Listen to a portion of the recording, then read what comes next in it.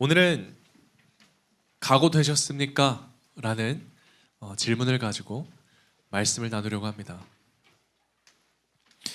여러분, 오늘은 2025년도 올해 마지막 주일입니다. 저는 한 해 동안 여러분이 마음에 품고 결심하고 계획했던 모든 일들이 다 이루어졌기를 소망합니다. 이 마지막이라는 말은요, 뭔가 사람을 조금 숙연하게 만드는 힘이 있는 것 같습니다. 괜히 마지막이라고 하면 긴장감이 돌고 지나온 시간을 돌아보게 만듭니다.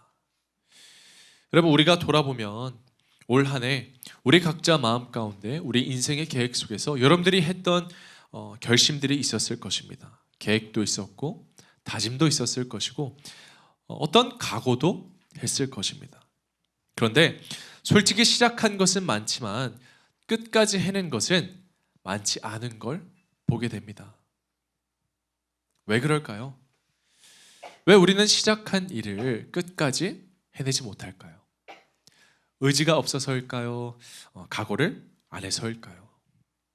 저는 꼭 그렇지만은 않다고 생각합니다. 여러분, 우리는요, 무언가를 시작할 때 대부분 아무 생각 없이 시작하지는 않습니다. 처음엔 다 마음 먹고 시작해요. 다 각오를 가지고 시작을 하죠. 그런데 문제는 시간이 지나면서 우리가 처음 시작했던 그 일을 중간에 그만둘 이유를 너무 많이 만나게 된다는 거예요. 피곤해서, 너무 바빠서, 아니면 우리가 기대했던 일과는 달라서, 생각보다 오래 걸려서, 지쳐서, 아니면 때로는 손해보는 것 같아서 우리는 그만둘 때가 많습니다. 그런데 바로 이 지점에서 길이 달라지는데요, 끝까지 가는 사람과 그렇지 못한 사람의 차이는 이 의지의 강도가 아니라 그만두고 싶을 때 무엇을 붙드느냐에 있습니다. 끝까지 가는 사람이라고 해서 덜 힘든 것도 아니고 덜 흔들리는 것도 아닙니다. 그들도 똑같이 포기하고 싶은 순간을 만납니다. 다만 한 가지가 달라요.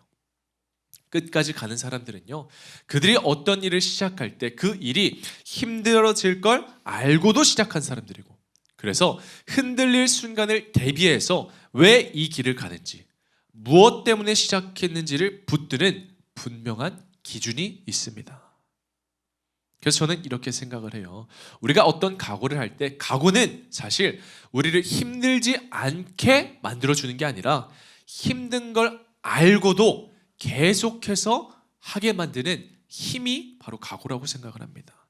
우리는 흔히 각오를 처음 시작할 때 결심이라고 생각을 하지만 사실 각오는요, 시간이 지날수록 더 선명해지는 거예요. 처음에 크게 결심하는 게 아니라 각오란 우리가 그만두고 싶을 때 한 번 더 하게 만드는, 한 번 더 남고자 하는 선택인 것입니다. 그래서 저는 우리가 올 한 해 많은 일들을 겪었지만 우리가 신앙생활을 할 때 그만두고 싶을 때, 포기하고 싶을 때 끝까지 남는 믿음의 성도가 되었으면 좋겠습니다. 그래서 오늘 본문 말씀을 보면, 오늘 본문은요, 요한복음 6장의 후반부 내용인데, 그런데 오늘 읽었던 우리가 이 말씀을 이해하려면 사실 이 요한복음 6장의 앞부분을 봐야 돼요.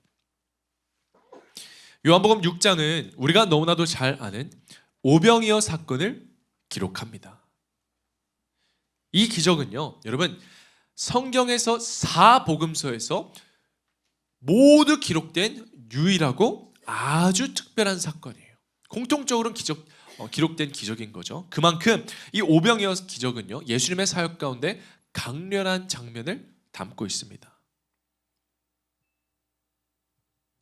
물고기와 떡을 나눠주고 그 기적이 일어났을 때 그 당시에 여러분, 사람들의 반응은요, 폭발적이었어요. 병이 고쳐지고 배고픈 사람들이 배부르게 되고 눈앞에서 기적이 일어났습니다. 그러자 그 자리에 있던 모든 군중들이 기대하기 시작해요. 야, 이분이라면 우리를 먹여 살려줄 수도 있겠다. 이분이라면 우리의 현실을 바꿔줄 왕이 될 수도 있겠다. 그래서 사람들은 예수님을 왕으로 삼으려고 합니다. 예수님을 잘 먹고 잘 살게 해주실 현실적인 구원자로 기대한 것이죠. 그러나 예수님은 이러한 군중들의 기대를 완전히 저버립니다. 예수님은 너희가 원하는 떡을 주러 온 것이 아니라 하늘에서 내려온 생명의 떡으로 살리러 왔다고 그들에게 말씀을 하세요. 그러면서 막 점점 더 어려운 말씀을 하세요. 너희들이 원하는 떡이 아니라 생명의 떡을 주러 왔는데 사실은 내가 그 생명의 떡이다. 너희들이 나를 먹고 내 피를 마셔야 된다. 이런 이해하지 못하는 말들을 하십니다. 그러니까 이 말씀은요, 군중들이 들었을 때 잘 먹고 잘 사는 이야기와는 거리가 많이 멀었어요. 그들이 듣고 싶어 했던 이야기가 아니라 오히려 부담스럽고 불편한 말씀이었습니다. 예수님이 이런 말씀들을 계속하자 그 순간 분위기가 싹 바뀌어요.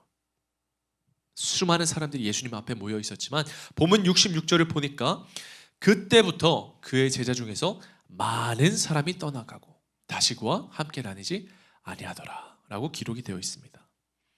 기적 때문에 몰려왔던 사람들이 말씀 때문에 하나둘씩 떠나간 것이죠. 그때 예수님이 제자들을 향해 바로 이 질문을 하십니다. 오늘 본문 67절에 예수께서 12 제자에게 이르시되 너희도 가려느냐. 여러분, 이 질문은요, 떠나간 사람들을 향해 한 말이 아니에요. 이 질문은 자리에 남아있던 사람, 어쩌면 저와 여러분들, 우리가 한 해를 지나면서 이 예배의 자리를 지키고 있는 우리들에게 묻고 있는 질문입니다. 너희들이 기대했던 것들이 다 사라진 지금, 너희들의 각오와 기대와 결심대로 다 되지 않았는데, 말씀은 불편하고 다른 길은 더 쉬워지지 않았는데 너희는 그럼에도 여전히 이 길을 가겠느냐. 예수님은 그걸 묻고 계신 거죠. 여러분, 이 질문 앞에서 드러나는 건 내가 그동안 얼마나 신앙생활을 잘했는가가 아닙니다. 얼마나 오랫동안 교회를 다녔는가도 아니에요. 얼마나 열심히 섬겼는가도 아닙니다. 이 질문 앞에서 드러나는 건 바로 우리의 각오입니다. 편하면 남고 불편하면 떠나는 신앙이 아니라 이 길이 쉽지 않은 걸 알면서도 그래도 주님과 함께 가겠다고 남겠다는 그 각오가 드러나는 거죠. 그래서 여러분, 저는 오늘 말씀을 통해서 우리는 각자 어떤 각오로 주님을 따르고 있는지 한번 정직하게 돌아보고, 그리고 우리의 신앙의 각오를 다시 붙들고자 합니다.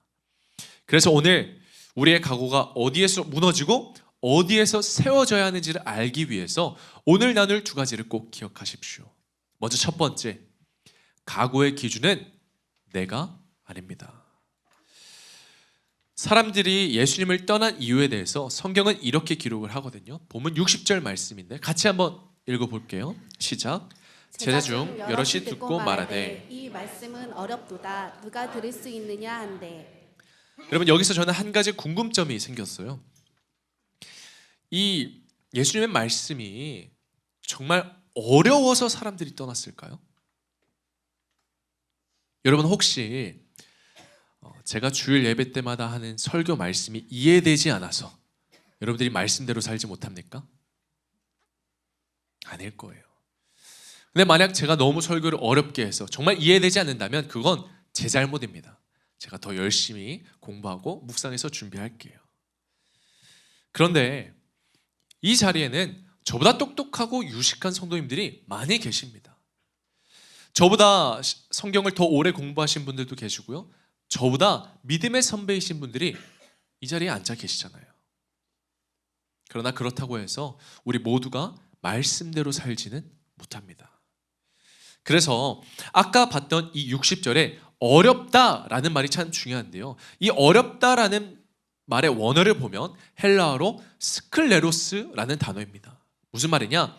굳은, 거친, 뻣뻣한, 즉 마음이 완고하거나 받아들이기 어려운 상태를 의미하는 거예요. 그러니까 사람들이 예수님을 떠났던 이유는 예수님이 하신 이 말씀 자체가 어려워서가 아니라 말씀에 동의하지 않아서 떠났다는 거예요. 그 말씀을 받아들일 수 없어서 떠났다는 거예요. 여러분, 여기서 우리가 신앙생활을 하면서 겪는 많은 문제들의 본질이 드러납니다. 사람들은 말씀이 어려워서 교회를 떠나는 게 아니에요. 말씀이 내 생각과 내 기준과 다를 때 떠난다는 것입니다. 말씀이 나를 위로해 줄 때는 너무 좋아요. 내 문제를 해결해 줄 때는 너무 잘 이해가 됩니다. 그런데 어느 순간부터 말씀이 내 기준을 내려놓으라고 할 때, 내 삶의 방향을 바꾸라고 할 때, 내 기준을 흔들기 시작할 때 말씀은 어렵게 느껴지는 거죠. 여러분, 그런데 예수를 떠난 사람들이 누군지 우리 다시 한번 볼게요. 66절을 보니까 그때부터 그의 제자 중에서 많은 사람이 떠나가고, 예수님을 떠난 사람들은 예수님을 전혀 모르던 사람들이 아니었습니다. 제자들이 떠난 거예요. 기적을 보고 말씀을 듣고, 다시 말하면 예수님을 따르기 시작할 때 각오하고 따라왔던 사람들이에요. 이미 각오가 되어 있었어요. 그럼에도 떠났다는 거죠. 하지만 그들의 각오에는 한 가지 전제가 있었습니다. 무엇입니까? 바로 예수님께서 내가 기대한 구원자이다 라는 전제예요. 예수님은 그들에게 떡을 계속 주셔야 했고, 삶을 편하게 만들어 주셨어야 했으며, 눈에 보이는 문제를 해결해 주셨어야 했습니다. 즉, 그들이 생각하기에 예수님이 자신들의 기준에 맞는 구원자일 때에만 유효했던 각오였던 거죠. 그 전제가 무너지니까 그들의 믿음도 함께 무너졌습니다. 각오하지 않았기 때문이 아니라 그들이 각오했던 이유가 자신들의 생각과 기대와 기준 위에 세워졌기 때문이에요. 사람은 누구나 자기 안의 기준을 가지고 살아갑니다. 그리고 그 기준을 통해서 삶을 해석하는 방식이 너무나 달라지잖아요. 여러분, 돈을 가장 중요한 가치로 두는 사람은 모든 선택을 돈으로 해석합니다. 이거 하면은 차라리 이 시간에 효율적으로 이 돈이면 계산을 하기 시작하는 거죠. 자연스럽게 그 사람의 인생도 철저하게 계산적이게 되죠. 관계도 계산적이고, 시간도 계산적이고, 신앙도 계산적으로 합니다. 건강을 최우선 가치로 두는 사람은 건강을 위해서라면 전부 다 바꿔요. 생활 방식과 생활 습관과 먹는 재료까지 일일이 하나하나 다 바꾸잖아요. 권력을 가치의 중심에 두는 사람은 권력을 얻기 위해서 다른 사람을 해야 하는 일을 서슴지 않게 해버립니다. 여러분, 기준은요, 중립적이지 않아요. 기준은 반드시 선택을 만들어냅니다. 그리고 선택은 방향을 만들어내고, 그 방향은 결국 결과를 만들어내는 거죠. 그래서 신앙생활에서도 중요한 것은 결국 기준입니다. 기준이 중요해요. 겉으로는 다 똑같이 예배드리고 다 똑같이 말씀을 듣는 것 같아 보여도 기준이 어디 있느냐에 따라서 우리가 신앙생활을 하면서 겪는 경험이 달라지고, 받는 은혜가 달라지고, 경험하는 축복의 수준이 달라지는 거예요. 신앙의 모습이 달라질 수밖에 없어요. 여러분이 만약 말씀을 들을 때 말씀이 어렵게 느껴진다면 그건 여러분의 기준과 생각과 말씀이 충돌하기 때문입니다. 우리가 내 기준과 내 생각을 고집한 채로 신앙생활을 한다면 여러분, 말씀은요 언제나 어렵게 느껴질 수밖에 없어요. 나와는 아무런 상관이 없는 그런 말씀처럼 느껴질 것입니다. 이건 광야에서 정탐꾼들이 보여준 모습과 같은데요. 민수기 13장을 보면 하나님이 약속하신 땅 가나안을 앞두고 정탐꾼이 파송이 됩니다. 총 12명이죠. 그런데 12명 중 딱 2명만이, 여호수아와 갈렙만이 하나님이 약속하신 그 축복의 땅 가나안으로 들어가게 되는데, 하나님은 그 2명 중 1명인 갈렙을요 이렇게 평가합니다. 민수기 14장 24절에 그러나 내 종 갈렙은 그 마음이 그들과 달라서 나를 온전히 따랐은즉. 마음이 다르다는 거는요, 그 사람들과 기준이 다르다는 거예요. 여러분, 이 정탐꾼들은요 전부 다 같은 땅을 봤어요. 같은 현실을 봤어요. 그리고 무엇보다 그들은 출발할 때의 마음도 같았습니다. 처음에는 다 믿음의 각오를 가지고 출발했어요.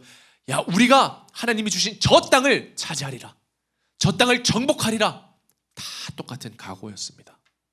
그러나 그들의 운명을 갈라놓은 것은 그 말씀을 어떤 기준으로 해석하느냐예요. 자신들의 생각과 판단으로 그 땅을 보았던 10명의 정탐꾼은요, 그 땅을 정복하는 것이 너무나 어렵게 느껴졌습니다. 그들이 말하죠. 성은 견고하고 거인들은 너무 크고 우리는 그들 앞에서 메뚜기 같습니다. 여러분, 이 말은요, 틀린 말이 아니에요. 그들의 성은 높았습니다. 거인들은 컸습니다. 이건 사실이죠. 현실이죠. 눈에 보이는 그대로일 뿐입니다. 그들은 현실을 봤어요. 반면에 갈렙은 달랐습니다. 갈렙에게는 그 땅을 정복하는 게 어려워 보이지 않았어요. 하나님이 주셨던 말씀, 그 땅을 정복하고 너희 것이 되게 하라는 그 말씀이 어렵게 느껴지지 않았죠. 근데 여기서 갈렙은요, 현실을 부정한 게 아니에요. 갈렙도 똑같은 성을 받고 똑같은 거인을 보았습니다. 똑같은 현실을 보고 있었습니다. 다만 갈렙은 자신의 상황과 현실을 기준에 둔 것이 아니라 하나님의 말씀과 약속의 기준을 두었을 뿐입니다. 그래서 같은 현실 앞에서도 누구는 가나안 땅에 들어가게 됐고요, 누구는 광야에 머물러서 죽게 된 것이죠. 여러분, 우리도 인생을 살아가다 보면 동일한 문제 앞에서 누구는 끝까지 가서 끝까지 버텨서 이겨내는 사람이 있고, 누구는 똑같은 문제인데 다른 사람은 이겨내도 누구는 넘어지고 무너지고 실패하는 것을 우리는 종종 보곤 합니다. 그런데 그 차이는요, 환경에 있는 게 아니에요. 상황에 있는 게 아니에요. 더더욱 우리의 능력에 있는 게 아닙니다. 그 차이는 기준의 차이예요. 기준에 있는 거예요.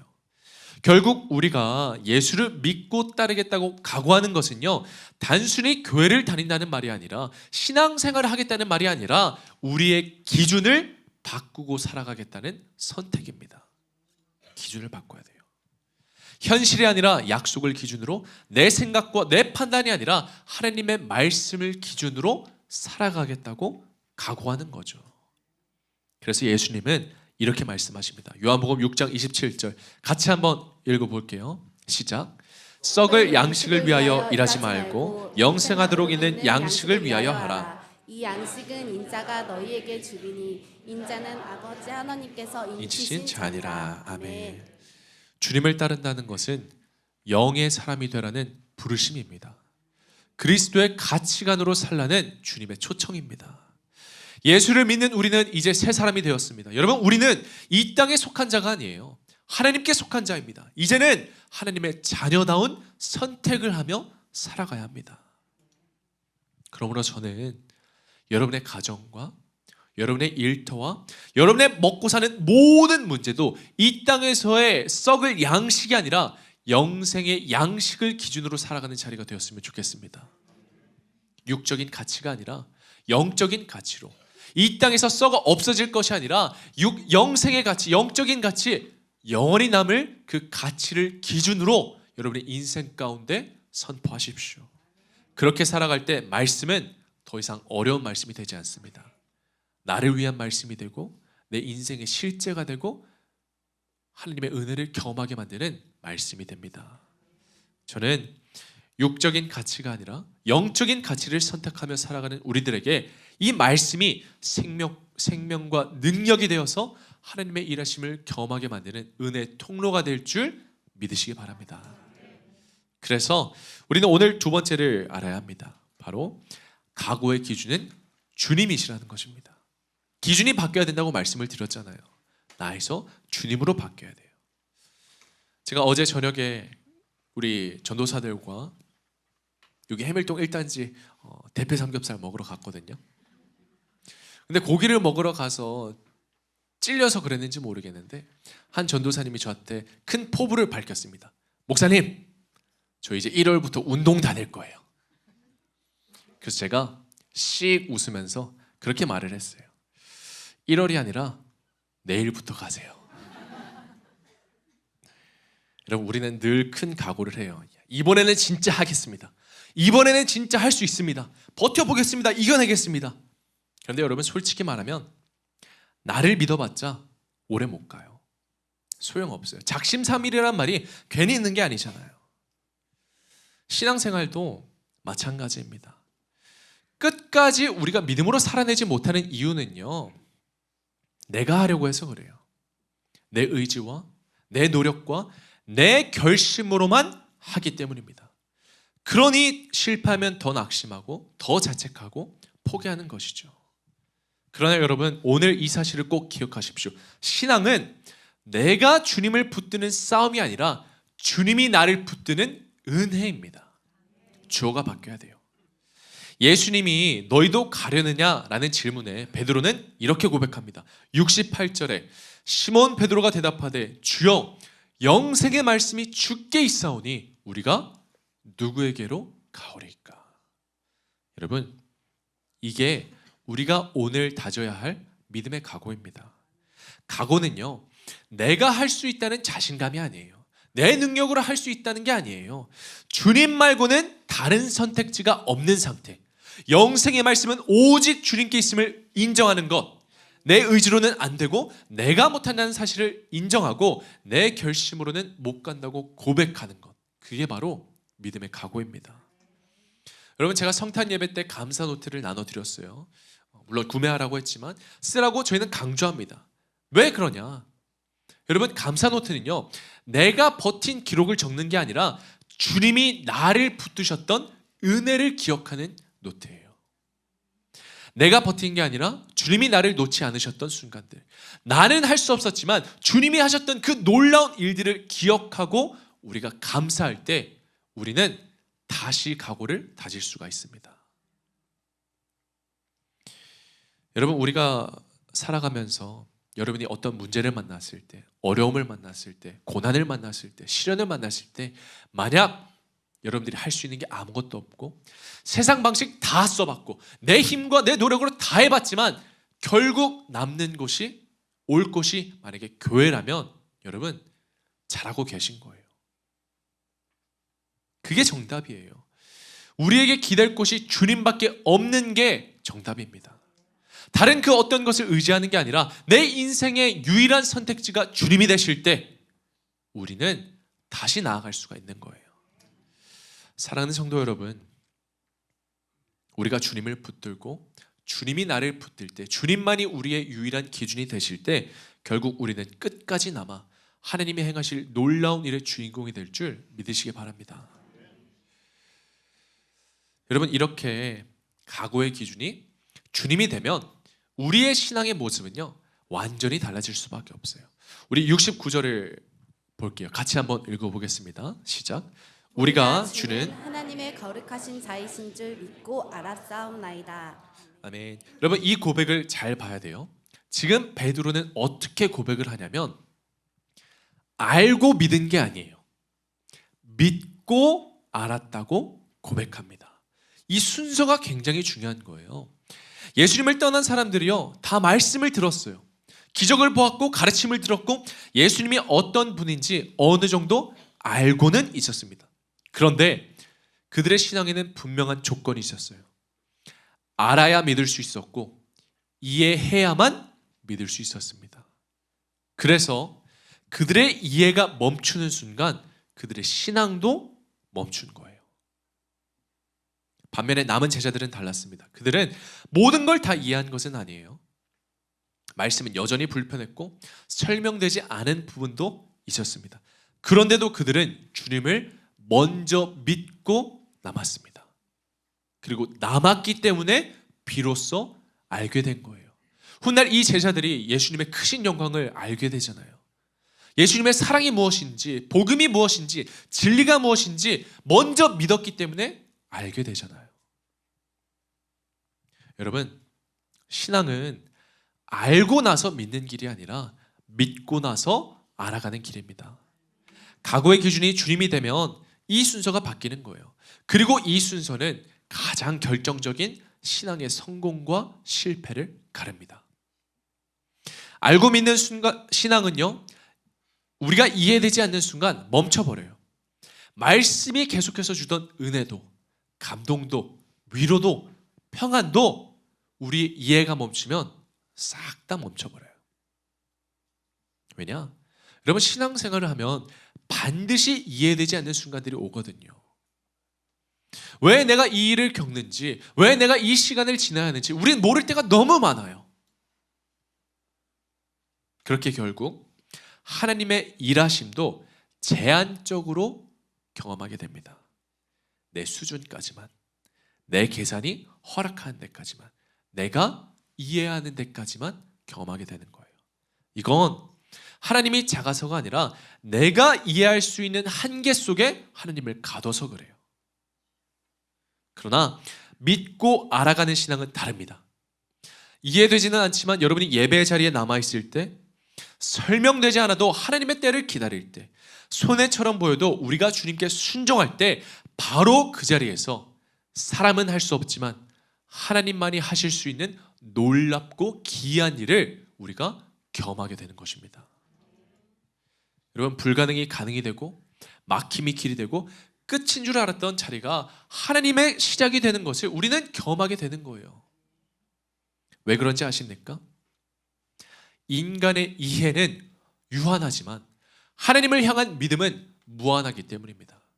여러분 하나님은요 겨자씨만한 믿음 가지고도 산을 옮길 수 있다고 말씀하시잖아요. 크신 하나님, 무한하신 하나님, 영원하신 하나님, 그 하나님이 나의 하나님 되십니다. 그래서 베드로는요 자기 확신을 고백하지 않아요. 자기의 각오를 말하지도 않습니다. 베드로는 주님을 고백합니다. 69절에 다시 보니까 이렇게 고백하죠. 우리가 주는 하나님의 거룩하신 자이신 줄 믿고 알았사옵나이다. 여기서 거룩하다라는 말은 구별된다라는 말이죠. 예수님은 우리의 한계와 이해에 갇힌 분이 아니라는 거예요. 예수님은 내 필요에 종속된 분도 아니고 내 계산과 지성으로 다 설명할 수 있는 분도 아니십니다. 예수님은 하나님의 거룩하신 자, 하나님의 뜻과 생명을 대표하시고 우리의 인생을 다스리시는 주관자이십니다. 여러분 결국 신앙은요 내가 얼마나 각오했느냐의 문제가 아니라 누구를 기준으로 각오했는가의 문제입니다. 많은 제자들이 떡을 주시는 분으로 예수님을 이해할 때 예수님은 스스로 이렇게 말씀하시죠. 요한복음 34절, 35절을 보니까 그들이 이르되 주여 이 떡을 항상 우리에게 주옵소서. 그러나 예수께서 이르시되 나는 생명의 떡이니 내게 오는 자는 결코 줄이지 아니할 터이요 나를 믿는 자는 영원히 목마르지 아니하리라. 아멘. 사랑하는 우리 덕금의 성도 여러분, 나의 이해를 뛰어넘고 내 한계를 초월하시는 거룩하신 주님을 믿고 신뢰하시기 바랍니다. 저는 여러분이 내 삶을 더 좋게 만들어 주실 예수님이 아니라 떡을 주시는 예수님이 아니라 내 삶 전체를 맡길 수 있는 생명의 떡 대신 예수 그리스도를 만나기를 정말 예수님의 이름으로 축원합니다. 여러분이 이해되지 않아도 각오가 흔들려도 믿음이 작아 보여도 괜찮습니다. 주님과 함께라면 우리는 끝까지 갈 수 있는 믿음의 자녀가 될 것입니다. 말씀을 맺을게요. 올 한 해 우리 성도님들의 삶 가운데 많은 일들이 있었을 거예요. 결심했다가 흔들린 일도 있었을 것이고 꼭 하겠다고 다짐하고 각오했지만 얼마 못 가 내려놓고 싶었던 날들도 있었을 것입니다. 솔직히 말하면 우리의 각오가 무너지는 순간은 생각보다 자주 찾아옵니다. 그래서 여러분 우리에게는요 새로운 각오가 필요합니다. 내 힘과 내 능력으로 할 수 있다는 각오가 아니라 주님이 하신다는 각오, 주님이 내 인생을 붙드시니 내가 버티겠다는 그 각오가 필요한 거예요. 여러분 생명의 주관자 되시는 예수님과 함께라면 우리는 넉넉히 이길 수 있습니다. 주님은요 나를 따르려거든 자기를 부인하고 자기 십자가를 지라고 분명히 말씀하셨어요. 신앙은 원래 각오가 필요한 일입니다. 그러나 이 각오는요 고생하겠다는 결심도 아니고요 불행해지겠다고 선택하는 것도 아닙니다. 이건 주님께 붙들려서 끝까지 주님 곁에 남겠다는 우리의 믿음의 선택입니다. 여러분 주님은 오늘 우리에게 동일하게 질문하세요. 너희는 떠나는 자가 되겠느냐 아니면 남는 자가 되겠느냐. 올 한 해를 지나면서 정말 수많은 일들이 있었고 힘들고 아프고 눈물 나고 지치고 아무도 알아주지 못하는 그런 시간을 지났을지라도 너희는 떠나겠느냐 너희는 남겠느냐. 여러분, 그 질문에 대해서 우리가 주님을 붙드는 각오로 믿음으로 대답할 때 주님은 결국 가장 선한 길로 완전한 길로 우리를 이끄실 줄 믿으시기 바랍니다. 그래서 오늘 나눈 두 가지를 꼭 기억하세요. 각오의 기준은 내가 아닙니다. 각오의 기준은 주님이십니다. 저는 저와 여러분이 이 새로운 각오로 다가올 새해를 준비하는 믿음의 자녀가 되기를 예수 그리스도의 이름으로 축원합니다. 사랑이 많으신 아버지 하나님, 우리가 매 순간 주님을 섬기겠다고 주님을 위하여 살겠다고 결단하고 각오하지만 그러나 여전히 내 의지와 내 노력을 가지고 하려고 했던 내 연약함을 발견합니다. 그러니 주님, 나는 할 수 없음을 깨닫고 이 시간 오직 주님만이 나를 붙드시고 주님이 나를 붙드실 때 그 인생이 가능함을 깨닫게 하여 주시옵소서. 아버지, 나의 힘과 능력과 노력이 아니라 아버지의 크신 은혜로 살아가는 그 크신 은혜에 감사하며 우리가 새로운 각오로 살아가는 우리들이 되게 하여 주시옵소서. 결국 주님이 나를 붙드시고 주님이 함께 하실 때 우리는 끝까지 남아 하나님이 예비하신 놀라운 축복과 놀라운 일의 주인공이 될 줄 믿습니다. 주님, 우리의 인생을 주관하여 주시옵고 우리와 끝까지 함께하여 주시옵소서. 감사드리며 이 모든 말씀 살아계신 예수 그리스도의 이름으로 기도합니다. 아멘.